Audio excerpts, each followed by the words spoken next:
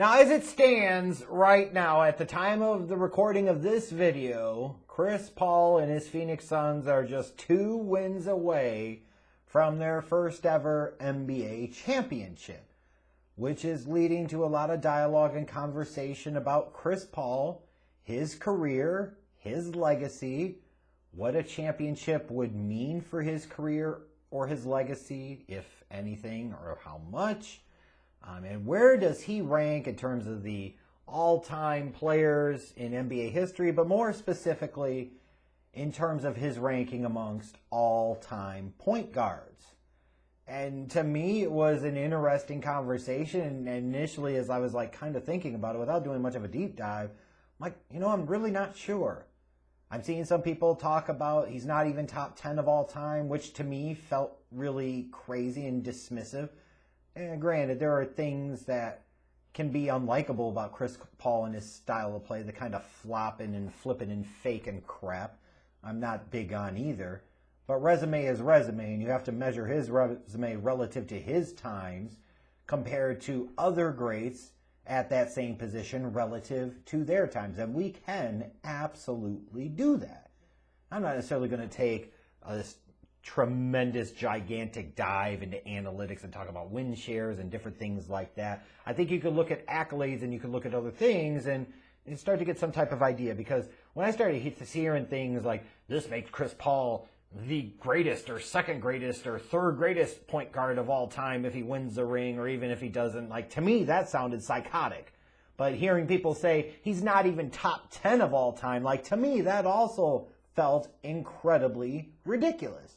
So I wanted to take this time and kind of talk about this and see hey, where does Chris Paul really fall out in terms of all-time point guard rankings? Is he a top 3 guy? Is he a top 5 guy? Is he a top 7, 10 guy, or not even in the top 10? So I'm going to talk about that now. And I got to say, first and foremost, I don't know how much the championship really has much of a bearing on it.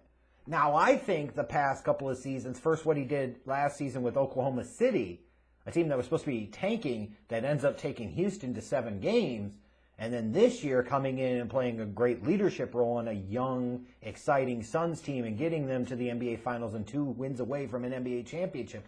That certainly speaks to some of the leadership traits and elements of a Chris Paul and what he can still provide to the table, even though he's slightly diminished in terms of his skills compared to peak great Chris Paul. But as I look here, I want to establish some type of baseline. Chris Paul is not the greatest point guard of all time, and we need to stop that right now.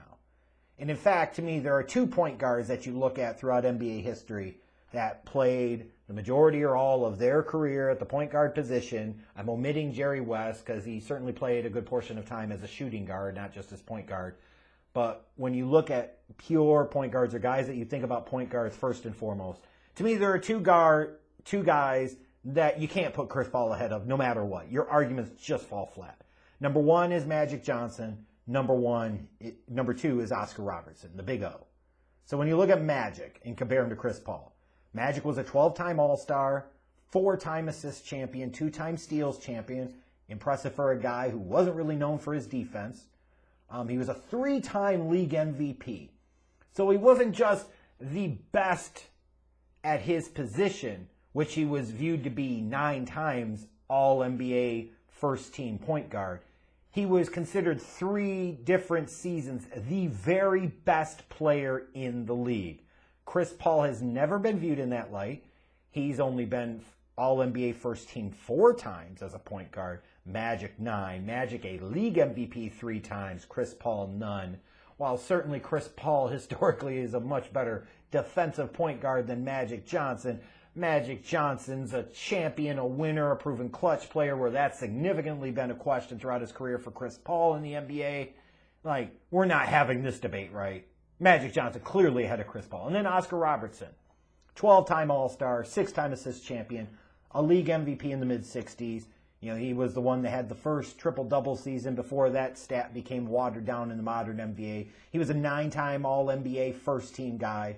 So, again, when you look at his resume, won his championship late in his career when he went to the Milwaukee Bucks to play with a young Lou Alcindor, who became Kareem Abdul-Jabbar. When you look at it, though, the overall resume, there's some statistical categories you can't really track for Oscar Robertson because they didn't exist at the time like they do for a Chris Paul. But again, when we talk about legends of the game, like, I'm sorry, Chris Paul is great. Chris Paul is going to be a Hall of Famer, all of this stuff. He's not in the Big O's category. Can we agree to that at least? So no matter what, if anybody says Chris Paul is anything higher than third greatest point guard of all time, you should immediately not take them seriously. Because that means, more likely than not, they either A, think he is greater all time in terms of his resume than the Big O or Magic, which is clown stuff, or B, they don't even classify either or Magic or the Big O as a top 2 point guard of all time. And again, that's just absolute clown stuff.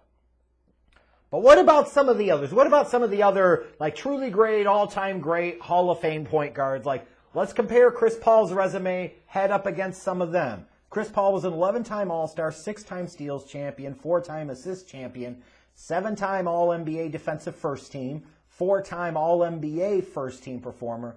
So he was certainly viewed as a preeminent defensive player at his position. And, he's got other, like, second, third team All-NBA selections in there. But he had a period of time where he's viewed as the preeminent point guard at his position, but certainly not as long as for some other guys that it might be compared up against. But it's a really good resume that even without a championship is Hall of Fame worthy of talking about all-time great stuff. I look at Steve Nash. He was an 8-time All-Star, 5-time assist champ, 2-time league MVP, 3-time All-NBA first team. Like, Steve Nash had that run where he was kind of running shit in the league, and he was dominating stuff in the league. But if you're talking about body of work over the entirety of their career, the versatility and different things that Chris Paul can do, while I loved watching Steve Nash play, and he's a great, all-time great point guard, Hall of Famer, all of that, I'm sorry, if I was starting a team with the point guard and I had to choose between Chris Paul and Steve Nash for the body of work of their entire careers, you got to go with Chris Paul. So I would put Chris Paul ahead of Steve Nash. Let's go to John Stockton. He's a 10-time All-Star, 9-time assist champion, 5-time All-Second Team defensive player, 2-time All-NBA first team, 6-time All-NBA second team. Got impacted a little bit by the fact that he played a number of years at the beginning of his career at the same time as Magic Johnson and Isaiah Thomas and so forth. Like, basically left him to only have a small period of time in his career where he could even be in the first team conversation. John Stockton was a gritty, tough player. He was a leader, phenomenal distributor of the basketball, great court vision. Like, he was a better passer, better floor general than a Chris Paul. But Chris Paul, to me, Stockton was certainly a great efficient scorer. Chris Paul's a better all-around scorer and better defender for a longer period of time, higher level defender. At the end of the day, I'm going to take Chris Paul over John Stockton. As much as that might pain me to say that, I just got to be realistic. Again, you're comparing resumes to resumes. Isaiah Thomas, 12-time All-Star, 3-time All-NBA first-team guy. Isaiah, you could say he was the leader. He was the true general. He was the captain in charge of the Bad Boys Pistons. Make no mistake about it. Chuck Daly might have been the coach. Bill Laimbeer might have been the ultimate bad boy, if you will. But that was Isaiah Thomas's team. And if he could lead those fools, like, you're a leader. And that was a team that went 3 straight years to the NBA Finals, took the Lakers to 7 games in 88. And you're talking about Isaiah with the 25 points in the third quarter in that 88 Finals. I think that was Game 6 when he had the sprained ankle. Like, people sleep sometimes on Isaiah Thomas and his greatness. And even as a Bulls fan, it's easy for me to sit there and besmirch the legacy of an Isaiah Thomas. But when you start talking about resume and you start talking about, relative to peers and relative to competition, Chris Paul was better than Isaiah Thomas. You might have a preference or an opinion of you thought in his time you enjoyed Isaiah Thomas more than Chris Paul, or you thought Isaiah Thomas was a better scorer this time. I don't disagree with that. But again, it's about resume.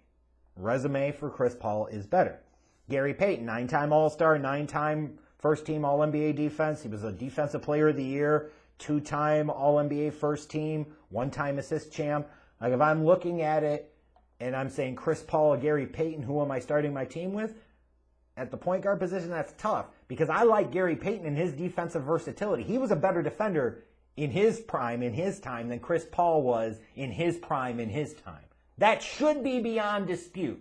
And plus, with Gary Payton's additional size, you're talking about legit 6'4", like he could guard 1s, 2s, and 3s. Paul mostly left to guard 1s and maybe some 2 guards, but primarily Payton provided way more defensive versatility.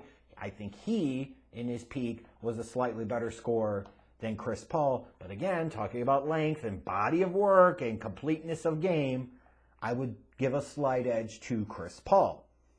Where I think he has a lot of similarities to is somebody like a Jason Kidd, who was a 10-time All-Star, 5-time assist champ, 4-time All-NBA defensive first team, 5-time All-NBA first team. Like, one of the things you could always say about Jason Kidd, he's clearly not the scorer of a Chris Paul. That's true. But Chris Paul has a tendency where he has to score to have an impact or dominate the game, especially when you look back at the peak of his career. Like, he was a great facilitator, great passer, great defender, but he still had to score to have that high-level impact to truly own and dominate a game. Jason Kidd could go and not score a point, but put up 15 rebounds, 15 assists, play shutdown defense on the perimeter, and you feel like Jason Kidd absolutely owned the game. And you can look back when you look at some of those particulars and you say Jason Kidd, helped take that garbage-ass Nets team to an NBA Finals appearance in 2 straight years. Chris Paul couldn't take the Clippers past the second round of the playoffs. Like, that type of stuff matters. And while some of the metrics might point to Chris Paul being a little bit better, I'm sorry. Watch both of these guys play. I'm taking Jason Kidd over Chris Paul. I absolutely am. Because I think Kidd was a better facilitator, floor general. I think he was similar in terms of defensive abilities. And I think he was, a little more dominant at his position in his time than Chris Paul was at his position at his time. Then we look at Walt Frazier. We say 7-time All-Star, 7-time All-Defensive first team, 4-time All-NBA first team. And you got another guy, a little more prolific scorer than a Chris Paul. But I think, again, you look at the body of work for Chris Paul, and it says he's better than Walt Clyde Frazier. It might pain some old school fans, some old school Knicks fans, but got to be realistic here. And then you look at Bob Cousy, and you're going to say, oh, God. But, again, you can't just sit there and say, well, Bob Cousy today couldn't play. Chris Paul could go back and dominate, because you have to be careful with that logic, because 30 years from now, people are going to be saying the same thing. Remember this about Chris Paul. Well, you bring him in today's game, he couldn't freaking stick, but our guys could go back and dominate. You have to measure guys. The only way you can measure them, because there's different rules, different styles of play, different times, period. You have to measure them based off of the resume of what they put up during the time that they played relative to their peers, and then how that dominance or level of performance compares against other guys' performance in their eras. Bob Cousy was a 13-time All-Star, so he's an All-Star more often than Chris Paul was. Infinitely more NBA championships, obviously, but he was part of arguably the greatest dynasty in NBA history in the very formative years of the league. He was an 8-time assist champion. He was a league MVP. Chris Paul was never a league MVP. He was also 10-time All-NBA first team, whereas Chris Paul was only 4 times. He was never league MVP. He has half of the assist titles. Like, who knows what Cousy's steals numbers would have been if you kept those stats back then. And you're going to look back, and you can go back and look at Cousy's numbers, and you can say their shooting percentages were absolute trash. And they were at that time. But again, much different game, much different style of play, and you have to look at that performance relative to peers compared to Chris Paul related to his peers. So I'm sure I will get flamed on and clowned for this, but this is the way this shit works. When I look at Chris Paul, to me, I see, when you look at the resume, probably the 4th or 5th greatest point guard of all time. Magic's 1, Big O's 2, I'm going Cousy 3, and then I'm going Jason Kidd 4 and Chris Paul 5. I could interchange between Chris Paul and Jason Kidd. So I can totally, now doing the research a little bit and thinking about it a little bit more, I can get on board with saying Chris Paul's a top 5 point guard of all time and feel okay about that. I also can say confidently that I don't think winning a championship one way or another changes that very much. It certainly doesn't hurt, but I don't think it needs to help a whole lot, or is going to help a whole lot. But he's certainly not, let's be clear, he's not the greatest point guard of all time. And I think when you look at the body of work and performance of different guys at his position relative to their peers in their time, Chris Paul holds up incredibly well. Certainly not outside of the top 10 of all time. You could maybe take some debate or umbrage with some of these other guys. Like I said, I'm trying to keep it in some type of documented fashion where we're going based off of established, proven resumes. You know, to me, I look at Chris Paul and he's most likely the 5th greatest point guard in NBA history, which is fantastic even of itself. And as much as it's tough at times to embrace a Chris Paul, you know, when you look at it, you could say, that's pretty damn special. We got to see a hellified great player from his time in Wake Forest to his time in the NBA, and he probably, if anything, was a little underappreciated for just how great he was.